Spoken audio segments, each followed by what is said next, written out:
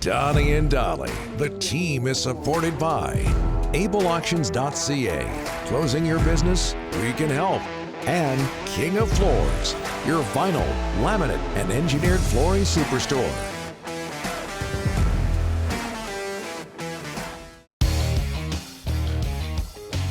All of our Thursday guests sponsored by White Spot. Looking for a culinary adventure? Try White Spot's new crab cake burger and their adventurous new burger lineup. Available for dine-in, takeout, and delivery only at White Spot.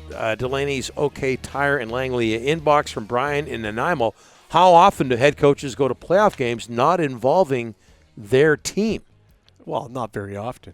But as I told you, he was only there because he was at a hockey tournament. Well, he was with his son. Yeah. And some people saying, leave him alone, quit bringing up the He subject. took a picture with the poker player. The guy didn't force him to do it. He took a picture with the all the highlight packages last night that I watched, Sportsnet TSN. He was happy. He was happy. Yeah, exactly. Having a good time. You're a public figure. That's absolutely. That's going to happen. All right. All of our Thursday guests, as mentioned, brought to you by White Spot, and that includes our Thursday regular NHL analyst John Shannon. How are you, sir?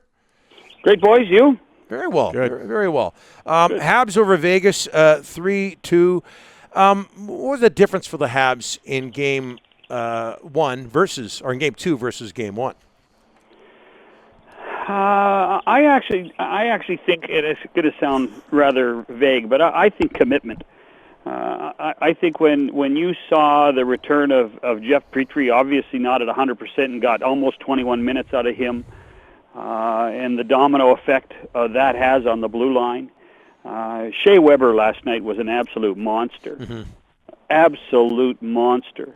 And I'm not sure how many really, I'm not an analytics guy, but I'm not sure how many really good scoring chances Vegas had in the first 40 minutes. And by that time, and it's 3-0 Montreal, I don't think you're going to score 4 goals against Carey Price, do you? Mm-hmm. No. I mean that's at 3-0. It was, well, this is, they may score a couple, but this is over. 4 goals against Carey Price in 20 minutes. It's just not. It's just not going to happen. Particularly, this is what we saw in the Winnipeg series, particularly with how good that blue line, as big as they are. Edmondson was really, really good last night. Obviously, we talked about Weber. Petrie was good, and Ben Sherratt actually played more ice time than any other defenseman for Montreal. So they won it in their own zone, and then got a couple of breaks. And Vegas, now the questions are going to come is, where is all the scoring from the Vegas forwards? I was talking to Joe Micheletti, who was doing the game on NBC last night after the game, and I said, Joe, I'm going to give you a sentence that I never thought I'd ever utter in my life. Boy, do the Golden Knights miss Chandler Stevenson. And you know what? They do. Yeah. When you end up putting a more inexperienced centerman on their top line, they just are lacking something. If not for how good the Alex Pietrangelo was last night, it could have been 3-0. Are you at a golf course, John, by any chance? A lot of birds in the background, Johnny. I am in my backyard. I'm in my backyard. Oh my gosh! And I live on a conservation area, and I've got my bird feeders out. I got the hummingbird feeders out, and everybody's having a good time in the backyard, and they all want to watch Donnie and Dally with me on my iPad. So. Do you live next to Elliot Friedman? Because I called him the other day. All I heard was birds in the background. What is it with you guys? No, listen. I live in the poor area of town. I don't live high end. I don't live in the high end area up there where Friedman lives. I can get my hair cut, but I can't. I don't live in his area. Hey, John, back to Carey Price. His numbers in the playoffs are so much better than they were during the regular season. .930 save percentage now, .901 during the regular season. There was a lot of talk about Carey Price's game having fallen off. Did you doubt him during the regular season? I did, but I also kept getting told he wasn't healthy. And when they finally put him on the shelf, and not that Jake Allen was brutal, but when Allen and Primo carried them through a part of that schedule late in the season, they knew exactly what they were doing. And you do wonder how much influence Sean Burke has on all of this. He took over as the goalie coach at the same time that that Dom Ducharme took over as the head coach, and whether that's something to be said. Hey, listen, Carey, let's get you ready for the playoffs. Let's sit you out for a while, and it really seemed to pay off. Hard to imagine, though, guys, as great as we think Carey Price is, this is the most victories Carey Price has ever had in the playoffs in his career. You know, because we lose track of Price as a international star versus an NHL star. And his impact on Canada's national teams have been much greater in many ways than it has been in the playoffs in the Stanley Cup for Montreal. Yeah. Rod Brind'Amour, Campbell River's very own, John, got his 3-year deal with the Hurricanes today. A lot of teams were waiting for this guy, waiting for him, right, to see if he was going to become a UFA coach. He didn't. Your thoughts on Brind'Amour back in Carolina? Blatant plug, on my podcast with Bob McCowan, we had Tom Dundon on 2 months ago. Yeah. And one of the questions we asked him is, what are you going to do with Rod? He says, listen, if I like you and you're good, I'll pay. I have no question we will get this guy signed. And from that point on, and he said it that bluntly, I had no doubt that Brind'Amour was staying. Rod's become a Carolinian. Rod is a Caniac. I don't think there's a better face of a franchise in the National Hockey League than Ron Brind'Amour and what's happened in Raleigh. So this, to me, was just a matter of time. I actually think the deal was done a while ago, and they waited until the 17th of June to announce a contract for a guy who wore number 17 for so long in Carolina. Yep. GM of the Year candidates out today: Bergevin, Zito, and Lamoriello.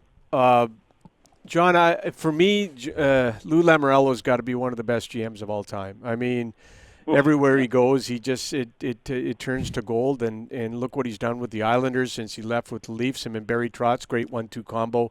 But there's Lou again, and people are going to bring up, he's 78 or 79 years old. Yeah. But does that really matter? Not really. No, and I'll tell you what, Lou is a young guy in his 70s.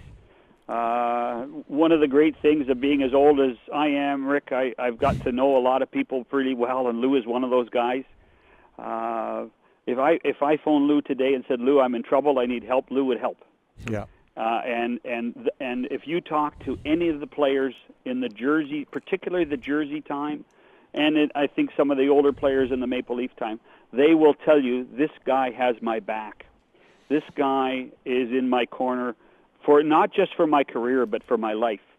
And he builds that old loyalty and passion combination that makes it pretty easy to have him support. I really do think there's an external Lou, a Lou that we see, the Lou facade, the no beards, the hardline guy, this type of thing.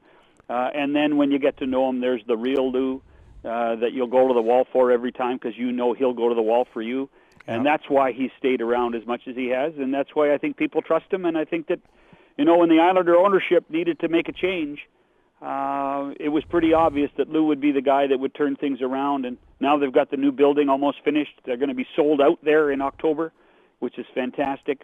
The old place is rocking, and there's Lou just sitting up in the corner, not even smiling and enjoying every minute of every Islander game. I can't remember if we talked about this last week, John, but did the Leafs make a mistake letting him go? And did he want to stay in Toronto? Well, I don't think he ever wanted to lose a job, which is what he did.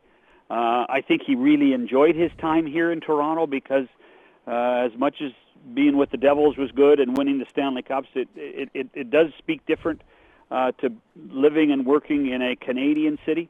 For the longest time, Lou idolized, and probably in his heart still does, the great dynasties of the Montreal Canadiens. That's why he changed the uniforms of the Devils when he took over from the green and yellow to the black and red.